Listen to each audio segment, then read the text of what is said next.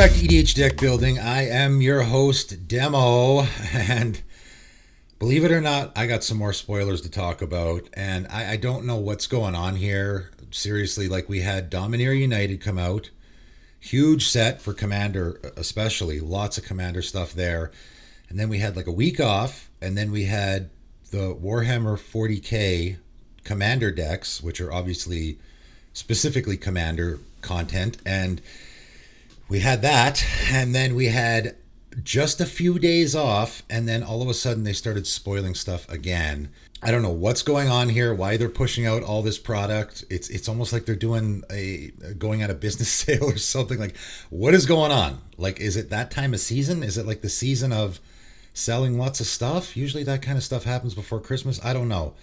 Nevertheless, they are now spoiling the Unfinity stuff. And normally, you know, when an unset comes out, I wouldn't care. I wouldn't talk about it. But of course, I have to talk about it, right? Commander players are forced to care about this set because, of course, there are going to be Commander legal cards from this set. And you are definitely going to see some. Seen a few already that I think are definitely going to see play. And I will talk about a few cards here. But the bigger issue here, I think, is what is going on at Wizards of the Coast? Why are they pushing out all this content like this? I'm just wondering if there's a behind the scenes reason for all this stuff coming out like this. It's getting a little out of hand. It's too much, I think, but nevertheless, these cards needed to be talked about, and I made an Unfinity video already. I'm not going to go too much into the details of this, okay? For those who are new to this conversation, the reason why this matters is because these are black bordered cards. Okay, this is essentially a silver bordered set, but they're doing it black bordered. I don't love that. A lot of people don't. Again, I'm not going to get too much into it. You can check out the other video that I did on it and where I go more into detail about it. It is confusing things horribly because, of course, some of these cards are legal in Commander and some of them will not be. It also confuses things with regards to the fact that we used to have silver bordered sets and silver bordered cards, and you could just talk about all the silver bordered stuff in that, you know, when just by saying silver bordered, which now we can't really do that. Are people going to still refer to these cards as silver bordered cards? Maybe they will, maybe they won't. You know, when you said silver bordered, people knew what you were talking about. Now you can't really use that term anymore. So what term are you going to use? Right? I don't like that part of it either. Obviously, the big thing here is, I mean, we all know they just want to sell more cards, right? And so if they make some of the cards, all they have to do is have a couple of cards from this set be chase cards that people are going to want for their Commander decks. And there's definitely going to be a few. In fact, I've even heard people talking about some of these cards being legacy playable, which is bonkers to think that there are cards from an unset that will be played in Legacy. Wow. Anyway, there's a lot of controversy here.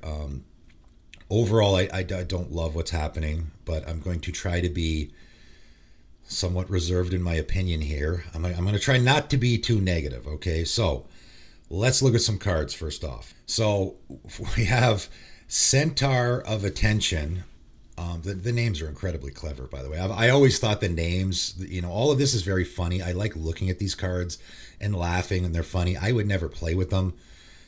Maybe this is a card that maybe you could see in Commander. So 3 green, Centaur Performer 3/3. When Centaur of Attention enters the battlefield, roll 5 6-sided dice and store those results on it.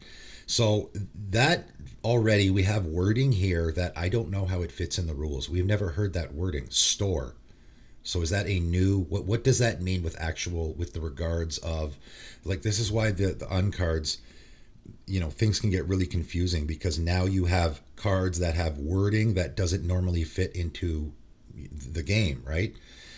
What does store mean? I assume that means you're going to actually roll the dice and then leave the dice on the card, the actual card, so that you can see them. I'm assuming that's what store means.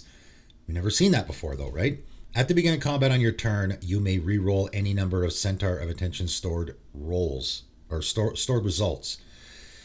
So you're going to roll 5 six-sided dice on your at the beginning of combat. You can re-roll any of the numbers, right? So obviously, if you roll a bunch of ones, and again, I will also point out the dice rolling thing now is less sort of goofy than it used to be, because dice rolling used to only be in unsets, right? They did the six-sided dice thing. I think they did it in the original unset.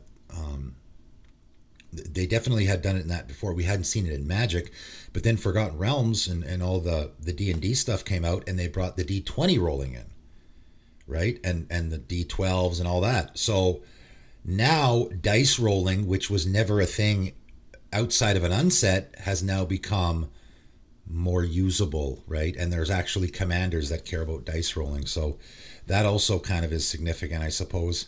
So you're doing a whole bunch of dice rolling here, right? And by the way, this is a commander legal card. You can tell by the hologram on the bottom, it just is a regular hologram, right? The ones that are not have the acorn hologram. Anyway, Centaur of Attention gets plus X, where X is the greatest number of stored results on it of the same value. So you want to get the same dice rolling, right? You want to roll, I guess, where X is the greatest number of stored results of this. So you want to get, I guess you do want a lot of ones, right?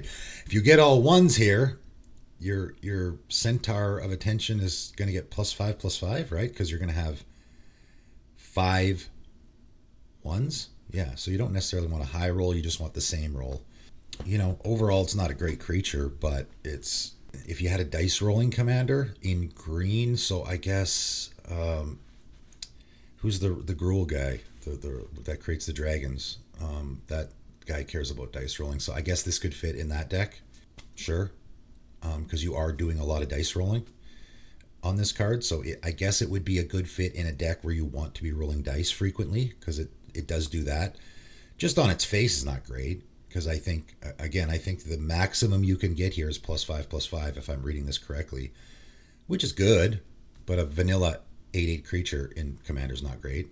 Again, I don't love the like, we're adding terms now, like store those results on it. That's not a thing we've ever seen before. Is this going to see play in the format? It probably will. It probably will. I don't hate it. It's okay, I guess. It's probably going to see play in the format. A card that is definitely going to see play in the format, and again, this is a card that has an incredibly powerful effect, and you could actually see this maybe even in Legacy, I don't know. Exchange of Words. This is a really powerful effect, and this is going to, I think, be a chase card from the set. We've already seen Saw in Half, which is going to be a card that it's a very powerful effect that you can use for a lot of different things. People are going to want it for their commander decks.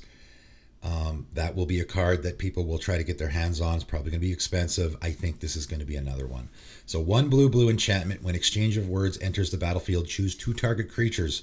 For as long as Exchange of Words remains on the battlefield, exchange the text box of those creatures. That's a really powerful ability, right? I heard the comparison already, and why this might get used in other Eternal formats is a card like Death Shadow, for example, right? So Death Shadow has a horrible text box, right? It's 1 black mana for a 13/13, but it's got that horrible -X.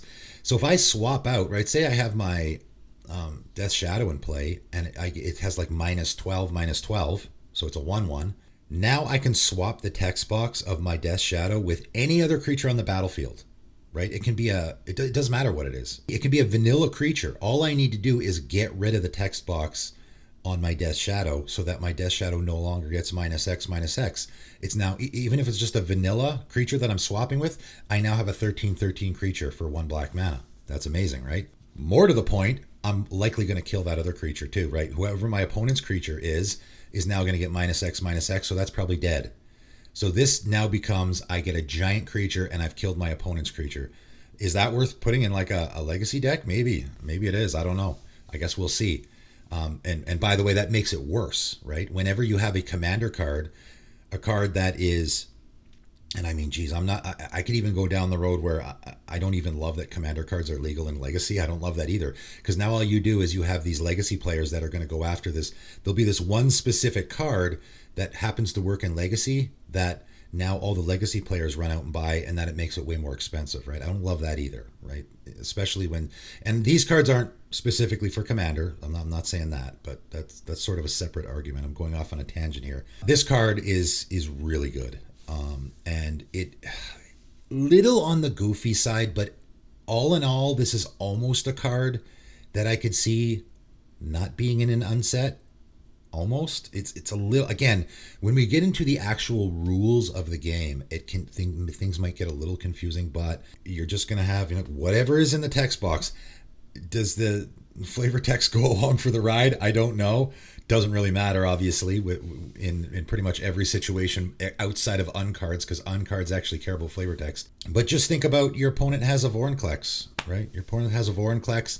You have a doesn't matter, right? Again, I got a Llanowar Elves. My opponent has a Vorinclex. I now swap text box, so my opponent's Vorinclex is now going to be a 7/6 that taps for 1 green mana, and I have a 1/1 Llanowar Elves that, all my mana is doubled and my opponent's mana lands stay tapped.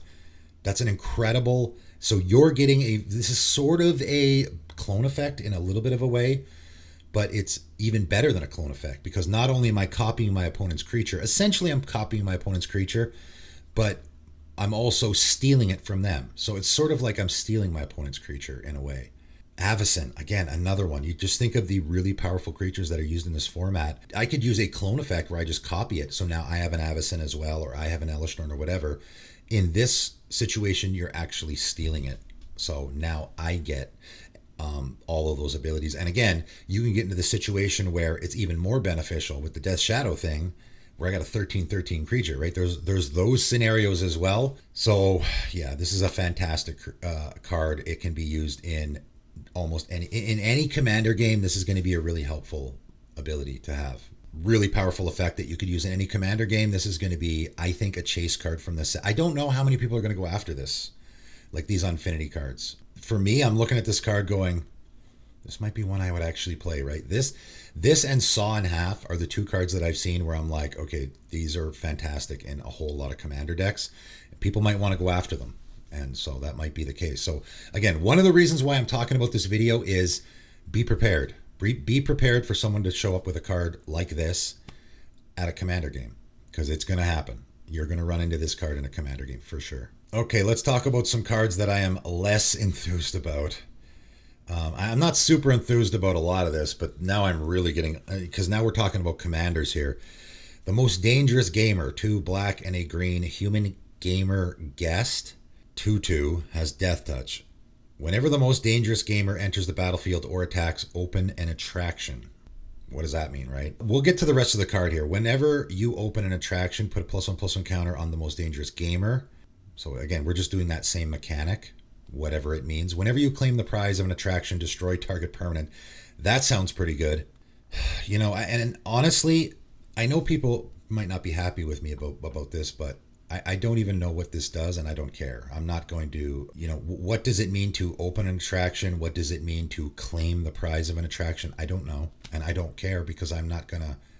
I'm not gonna be doing this, and this is sort of the issue that we're gonna run into here. Is there's going to be a whole bunch of people that don't like this stuff. Okay, like me, I don't love it, but you're going to have someone who sits down. Like if someone sits down at a table with me and has the Most Dangerous Gamer as their commander, what am I going to do?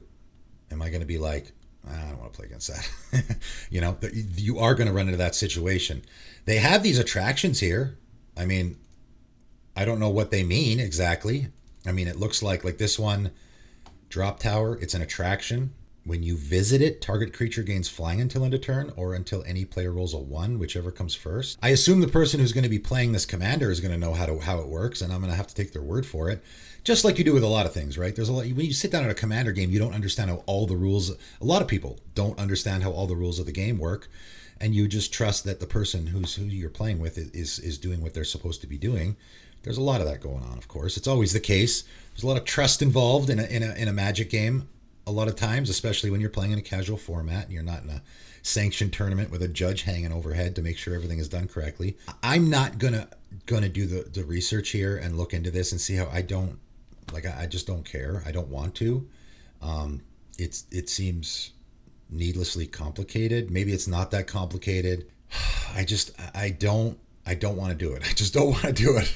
I'm putting my foot down here. I don't know. Maybe I'm being a little overly stubborn here with this, but I just don't want to go down this road. And I think if someone sat down at a table with this guy, I would be like, okay, whatever. I would just trust that they're doing whatever that, without understanding the rules of how attractions work. I would just take their word for the fact that they're doing it correctly. I could sit down and have a game with someone who's playing this commander, I think, and I would be okay with it. I mean, obviously, I would have to. The game would have to play out in order to, after the game has gone for a while, then I would be able to grasp a better opinion of whether or not I'm okay playing against this commander. A little goofy, but that's okay. So it's okay to be a little goofy in a commander game, so I'm okay with it.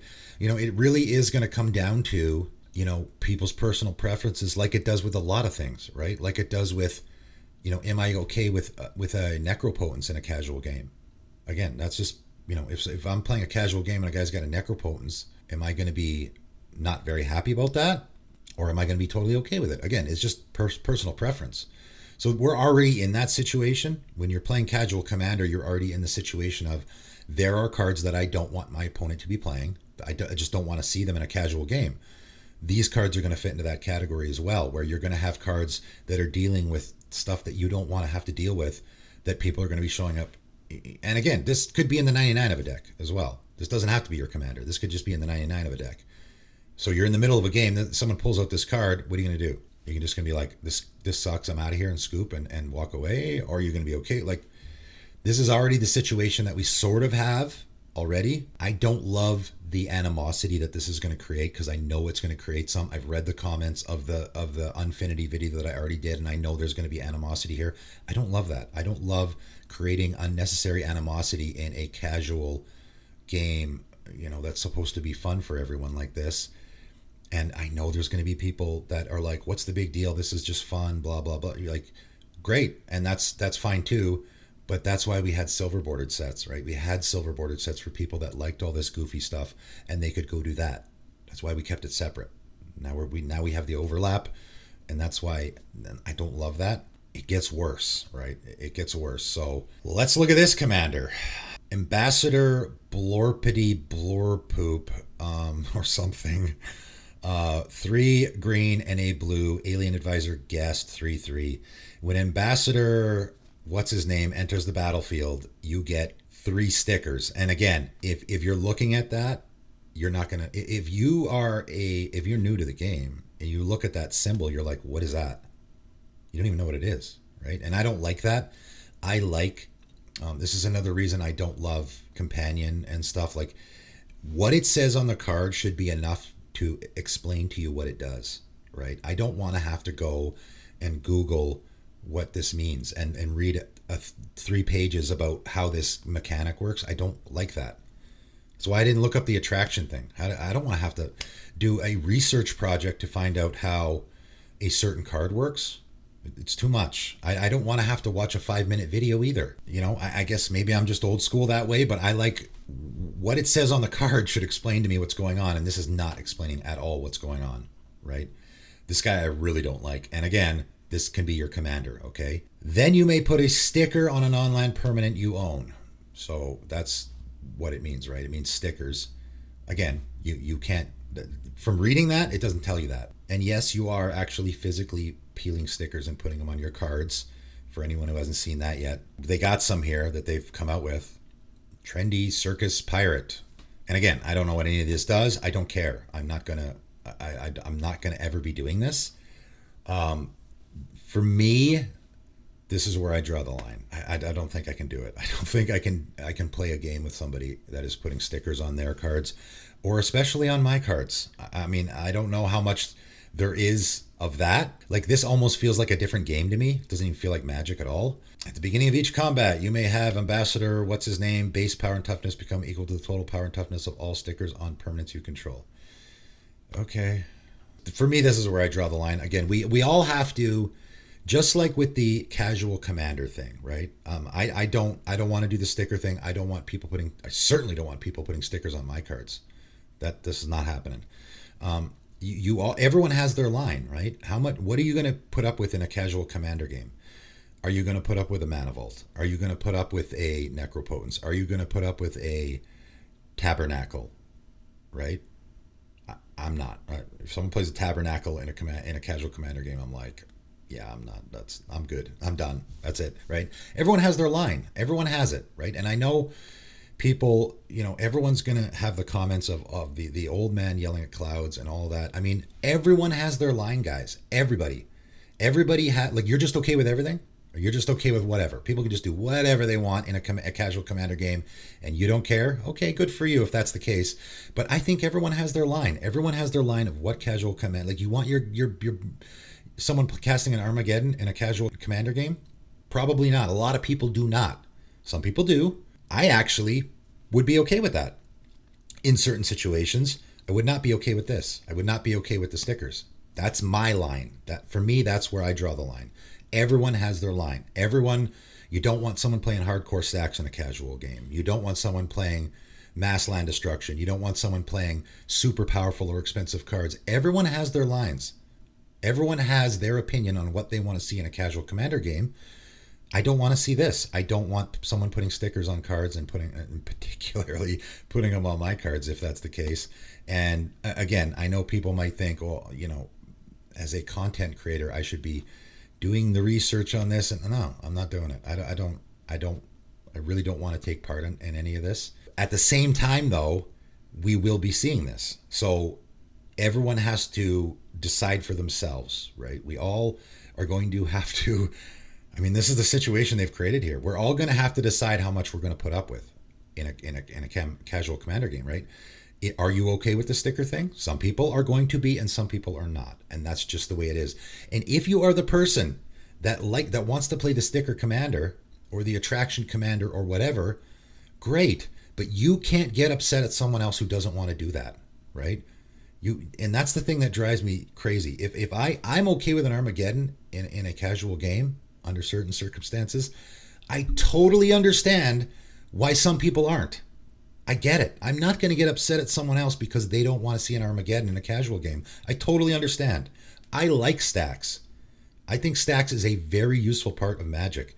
If someone else doesn't want to play against stacks in a casual game, I totally understand, right? And anyone who likes the stickers and likes the attractions and all that stuff, fine, but you should totally understand how somebody else might not want to do that, right? How somebody else might not want stickers going on their cards and stuff. Okay, we need to be understanding of this stuff, guys. So going forward, there's going to be people that like this stuff, and there's going to be people that don't. And we all need to just, just like we do in this format already, you need to be accepting of other people's opinions and how they want to play the game. And you can, you find guys that want to play with the stickers. Like was already the case, right? That was already the case. You already had the one guy commented on my video that he has a silver bordered cube that he loves, and he uses it to play silver bordered games, and he hates this because of all the mixing and matching and overlapping. The thing I don't love most about this is it's going to create animosity between people. People are going to be arguing back and forth about what's okay and what's not. We're all going to have our opinions. We always do. Try to be accepting of other people's opinions. If someone wants to play a sticker commander, fine.